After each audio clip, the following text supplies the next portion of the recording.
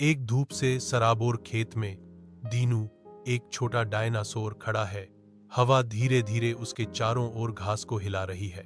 कच्चे स्वर्ण निर्मित पंख उसके छोटे हाथों से बंधे हैं, जो उसकी ऊंची महत्वाकांक्षा का प्रमाण है।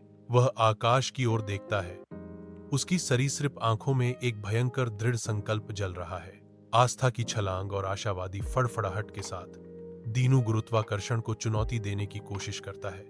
उसके घर के बने पंख हवा को पकड़ते हैं। चमकदार धूप के नीचे एक विशाल मैदान में दीनू फड़फड़ाते पंखों के साथ दौड़ता है।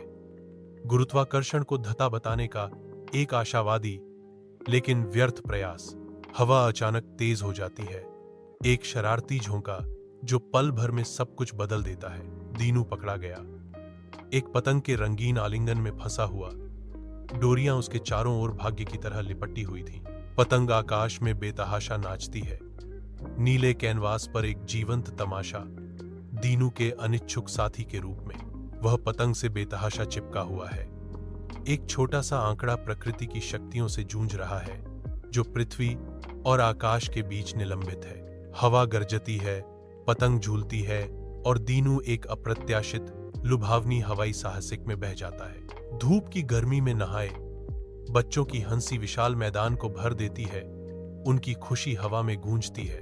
अचानक उनकी मासूम खेल में दीनू की अप्रत्याशित दृष्टि से बाधा आती है, जो हास्य रूप से पतंग की डोर में फंसा हुआ है।